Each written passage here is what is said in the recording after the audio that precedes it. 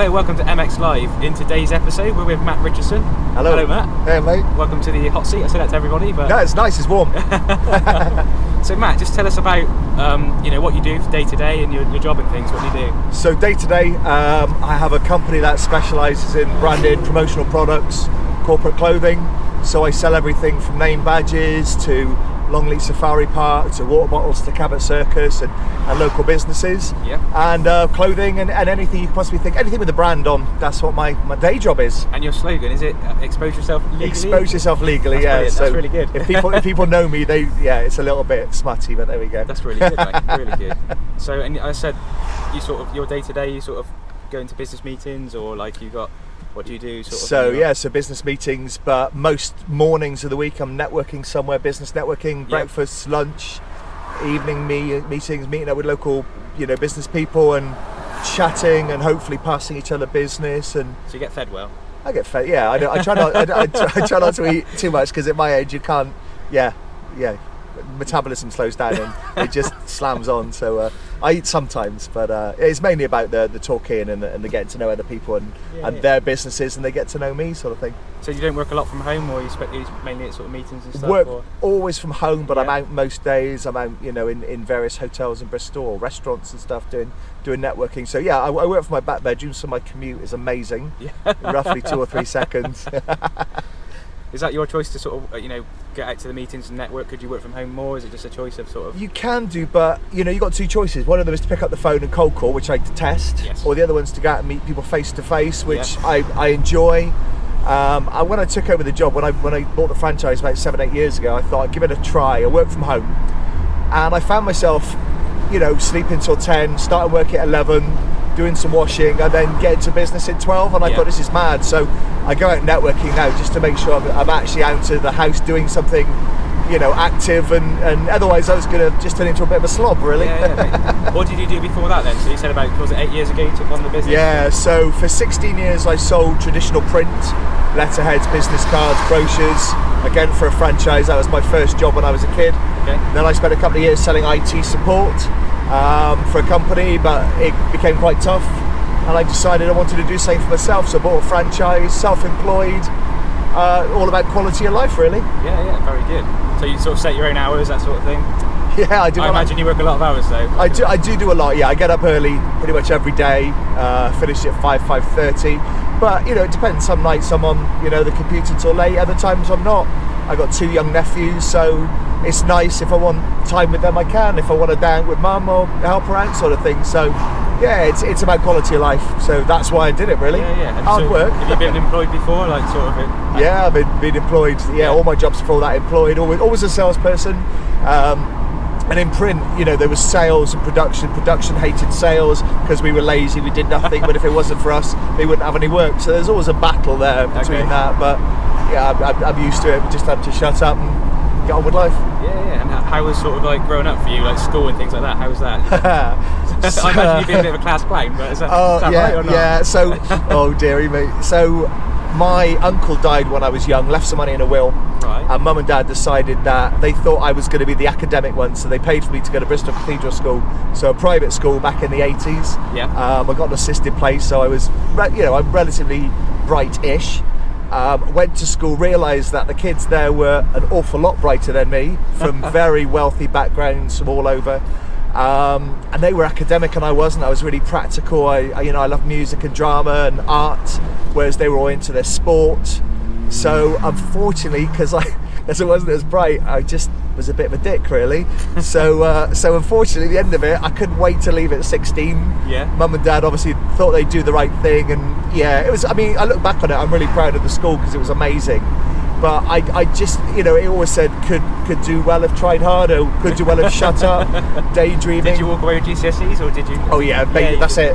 GCSEs, that's it. And I did a BTEC after that in audiovisual design, which was photography and sound recording. So my dad found it in a paper, and he knew I didn't want to study. I was just hands-on, and I did that, and I adored it, and I got incredible marks. I did really well because it was practical, and no exams, didn't have to study, and I went out taking photos, developing black and white photography, and I love that. Yeah. Do you still do that today? Like, I do photography all the time. So I've always had some really decent cameras. I love doing photos of networking groups. I've worked with House of Fraser and couple of disabled charities, just doing photos. It's not a job, it's just a bit of a passion. But that's something I love doing, photography. I seem to have quite a good eye for photos and seeing things. But yeah, I love taking photos of people mainly. Yeah, it's cool. And talk to us about the band as well, Matt. I mean, I know the band. What do you mean? Your direct competition? Yeah, well, yeah, just not really. As you probably saw this when we did the South Gloss show the other week. We do completely different sets, really, don't we? Yeah, very much. So I've got a covers band, limited edition. I've been doing that, I think, for 17 years now. And bass player, and I do a couple of songs. I sing a couple of songs, but I mouth off in between sets because I'm not shy. I'm quite happy to insult people. And we do everything from 60s to modern day, very similar to you. We've got a female lead singer, and three of us in the band sing. So actually 4 of us can sing, which is quite nice. It allows us to do a selection of guy songs and girl songs and harmonies. And stuff, yeah. So it's good. I mean, I love doing it. It's absolute passion of mine, as it is yours. It gets me out of the house, and the reason I started it, because I bought all this gear. I love gear like you do. Yeah. And I remember I was in my little office at home, and I looked behind me. It was all this thousands of pounds for the bass gear, and I did all the originals bands, writing songs, and there's only so many times your mum and dad are going to come to the Fleece to see you before they get bored. Yeah. And I thought, wow, this is crazy. So back then we had a magazine called Trade It, which was a free ads paper. It's like online now, isn't it? Like Gumtree or whatever now. Yeah. And it said on it, covers band, looking for bass player, gigs waiting. And I remember sort of going along to see the band. I thought they were absolutely awful. Bass was being played on the keyboard, so it was hideous. And I just thought, I reckon I could add something to this. Yeah. So I joined up, and the rest is history. But yeah, as you, pretty much every weekend of the year, weddings, corporates, events, occasional pubs, whatever, festivals, back of tractors, changing in toilets, usual glitzy stuff. It's not a glamorous life, is it? People seem to think it is a glamorous life sometimes. It's not at all. You get there at 6, you unpack your car, you sweat like mad, you set your gear up, you wait for 3 hours, you might get fed, you may get a water, unlikely sometimes, and then you pack up and you get home at 2:30, sweating your bits off. So yeah, there's no glam. You play for 2 hours, and the rest of it's waiting round. That's right. There's nothing better than playing and entertaining, which I adore, really. And you've got some pretty nice gear as well, Matt. I mean, you've invested in your gear over the years. So yeah, I'm a bass player. My influence is 80s chap called Mark King, who is a very famous sort of slap bass player, and he's always had glitzy guitars. So as soon as I had the money, I wanted a guitar with LEDs on it. I wanted the lights all up the fretboard. And over the years, I've had various different ones, amazing amps, and my most recent basses, they're handmade by a chap in Kent called Enfield, to my specifications, and the colours with detuners on, all manner of sort of technical bits and bobs. But yeah, they're beautiful. I mean, they're the price of a small car, but I just think, well, if you're going to play something you enjoy, play something that works for you. Kids grow up and they have guitars, and you can really be put off an instrument when it doesn't play well, when the action's too high, when the neck's bent, you can't get the tuning. And I just wanted good kit. There's better players out there for sure, but I just think, well, it's what I love doing. It's like having a nice car or a nice house or a great camera if you're a photographer. I'm a great believer in have something nice and save your money and treat yourself. That sounds good. Good ethos, mate. Yeah. And I mean, obviously there's a bit of theme to this as well. We talk a lot about mental health and things like that. Yeah. So, which I find quite interesting getting you in here, because, as you said to me before, you don't really suffer from that. So everybody who's sort of sat in this seat has sort of suffered from it. So it's quite interesting to get your sort of perspective on how you sort of stay, on top of your mental health and things like that. Yeah. See, mental health's a weird one. I mean, it's funny. I lost my dad 10, 11 years ago, but I didn't get depressed. I had a day or so of being upset. Yeah. But I flipped it round, and with my mum, we decided to reevaluate life and say, right, well, life's worth living now. And we looked at all the good things that he did, and it's weird. I've never suffered from depression, anxiety. I never really get nervous. It's odd, and the whole mental health thing I find very difficult to understand. Yeah. Because having never felt it, I don't know what it feels like to be depressed or to be stressed or. And I find that really, really strange. But I know a load of people who suffer so much. So I try and help out as much as I can with them and give them confidence and talk to people and, a reassuring pat on the back or a hug or whatever. If someone's having a bit of a bad one, then I'm always there and I'm always jolly. And people say, why are you so happy? It's 6:30 in the morning. How come you're so energetic? I don't know. It's just the way I am. Yeah, it's just the way you're wired, I suppose. But I have quiet time. Don't get me wrong. If I've had a busy day, or I love being on my own.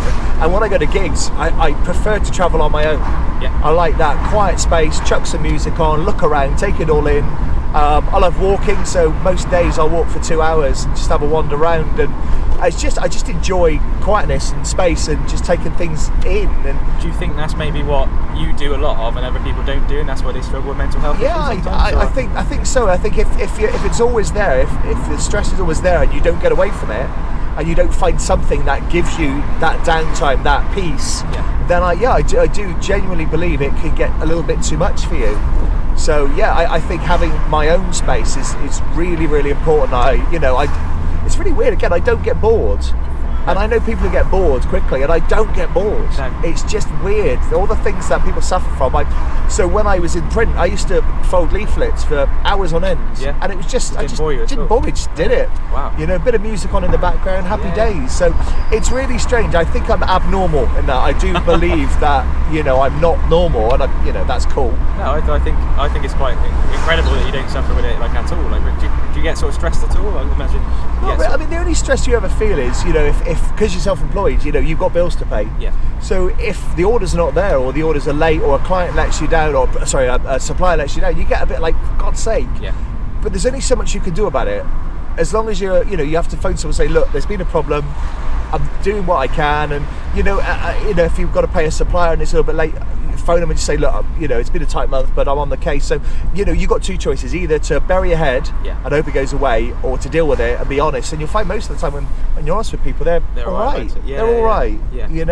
Because everyone's had tough times. We're an economy which is weird. People are terrified of everything. What if?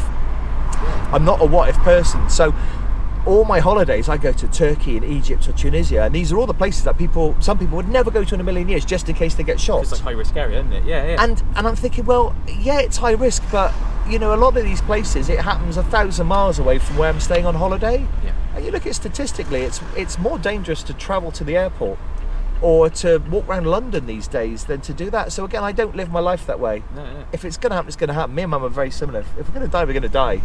You can't live your life wrapped in cotton wool just in case things might happen, because it probably won't. It's a really great mindset though, Matt. It's a really sort of positive mindset, like how you are. Like that's it's obviously part of you, but that's like the way you're wired. It's very sort of positive and very. It is, but I do get a lot of it from my mum. So my mum's a phenomenally positive person. She always has been. Yeah. We've never argued. We've always agreed to disagree. When I was a kid, it's like, no, Mum, you're rubbish. But as I'm older, Mum was always right, and Mum was always right. Yeah. And she knows her stuff, and we've always been really positive about stuff. And I said, when Dad died, we changed how we were. We started enjoying and living for today. And if we want to do something, we'll do it. Yeah. Do you feel that was a point of like a change for you, or you've always been positive, haven't you? But yeah, do you feel always. that was like a point where you thought, actually, this is it. I'm gonna just, I'm always gonna be this sort of way. I'm gonna be this positive and I think life's for living. You can spend your life wearing, saving for a rainy day and blah blah blah. But a lot of these things will never happen. No. So I'll do what I want. If I want to go on holiday, I'll go on holiday. If I want to go to Tunisia, I'll go there. And people may go, "Ooh, I wouldn't." Well, actually, I went and it was amazing, and I felt safe there, and it it was lovely. And also, it probably drives the prices down. People, don't. Cheap as chips. Yeah, I can imagine. Yeah. If you want to go somewhere cheap, go to Turkey. It's an absolute bargain. It really is a bargain because everyone's going to Spain because they're terrified. Yeah. I'll go to Turkey. Hotel's half full. Yeah. There's a space by me on the plane, and it's cost me half the price. I mean, Spain's just as winner. Spain's just as could be just as dangerous. Of course it is. I mean, any plane could fall out the sky. Any terrorist could decide that Spain is the place to go today. So. Yeah. And I think by having a positive outlook and by being as chirpy as I can, that does keep me sane, as it were, I suppose. And people, that rubs off on people. People go, I love your, enthusiasm about stuff, and you've made me smile, and I'm having a good day. And I just think it's important. I think in life you can help people. You can help other people just by being yourself. What do you do to unwind, Matt? I know you said about you go out for walks and stuff, so you go out for long walks every day. I'll have a wander, pop the phone on and listen to some music. Photography, I enjoy that. The band is obviously a huge downtime for me. But I love films, I love TV, and I love doing absolutely nothing. So again, so my holidays are sat by the pool, swimming in the sea, sat by the pool, swimming in the sea, go for lunch. Drink in your hand, and do you drink or not? Yeah, but soft drink during the day. Yeah. Again, I don't want to get lashed up during the day and feel awful. So yeah, so my downtime is really downtime. You know, I'm not out climbing mountains or cycling. You know, I know when I'm tired and I know when I need to just do as little as possible. Yeah. So yeah, I chill by doing that. I said I've got 2 young nephews, and, you know, I adore them and spend time with them, and I tell you what, they keep you young, they keep you fresh, and yeah, their outlook on life's amazing. You know, because there's no pressures, there's no hassles. No. Give it a couple of years, you know, and they'll get older, and social media kicks in, unfortunately, and you've got to look a certain way and say a certain thing, you know, and your photos are going to, that'll all happen. But at the moment, being 11 and 8, they're just cool. Talk to us about, so 4N is something that you're part of, isn't it? Like a networking. So business networking, full networking. So yeah, basically they're business networks where local business people get together to discuss, I don't know, day-to-day issues, but also to pitch our businesses to other people. And I tell you what's amazing is that if you're having a tough day, I guarantee the other 20 people in that room have had a tough day too. And by the end of the meeting, you've gone away positive with some good ideas or some new marketing thoughts, or you've gone away and you've made someone's day a bit easier, or you've suggested something to help. And again, all the people go there and their businesses are struggling. Yeah. And if you can go in and say, well, look, why don't you try this, or why don't we go for coffee and have a chat, and you can really, really help people. You know, I've met people that are having absolutely awful times. You know, in a lot of networks I'm in, there's people going through divorce and horrible times, having their kids taken away from them, and businesses going bust and losing houses. I've seen it all. It's just hideous. So it's nice to go in and just help each other. And yeah, so I don't just get business. It's actually really good for your soul. Yeah. Knowing that you're one of a gang and you've given a little bit of advice and helped someone. So yeah, it's lovely. Do you have to do sort of talks and stuff? You take it in turns to do talks and stuff? Yeah, you do a 10-minute presentation sometimes, 20-minute. And it's funny, I love doing it on the fly. I'll make it up on the spot. So you don't plan all that? No, never. Oh, okay. So they'll say, right, 20 minutes, and I'll just talk about something. So one of my passions is the 80s. Yes. So I've kept all my toys, all my school stuff, everything from the 80s, my school books, my school reports, my lunchbox, everything. So I do a talk based on the 1980s and my growing up in the 80s with props. Oh, wow. So for people of 45, it's like a blast from the past. For people younger, it's like, how the hell did we survive back then? Because, you know, and I've even got things like my old house phone and my Spectrum and everything you can. Is that one of those ones that you sort of turn the number like that? Yeah. Okay. So it takes a quarter of an hour for you to dial 999. By then the person's dead. Why do they do that? Why do they put the 9 all the way furthest away? I have no idea. It's ridiculous. Zero, zero, zero. And if you made a mistake, you'd have to put the handset down and you'd have to start again. So would be dead by then. Oh, it's ridiculous. It's like, don't have a heart attack. Or just hold on a second. Yeah, it's meant. And that's part of my talk. Is that the why? And then you went press button, which was cooler. But so that's one of my talks is about my childhood. And yeah, I mean, great days. I mean, I love the 80s. I love the music. I love the fact that everything seemed real simple. And yeah, there's no social media, there's no mobiles, and the Spectrum was about as advanced as your graphics were going to get.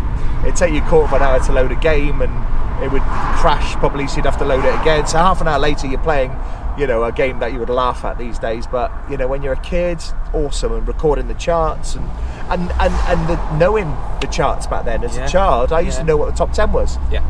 When a number one single meant you sold 250,000, as opposed to like 25,000. So yeah, my passion is going back there and reminding people of it was pretty cool. It's pretty easy. And if people, just finish rounding off here now. Yeah. Does if people want to sort of order stuff from you and sort of things like that, where do they need to get in contact with you now? So my company's called Recognition Express. It's www.re-bristolnorth.co.uk, www.re-bristolnorth.co.uk, and on there's a load of promotional products and stuff, if not limited edition, on Facebook if you want to say hi. Yeah. Thank you very much, man. Thanks for coming in. Pleasure. Thanks very much, mate. Cheers.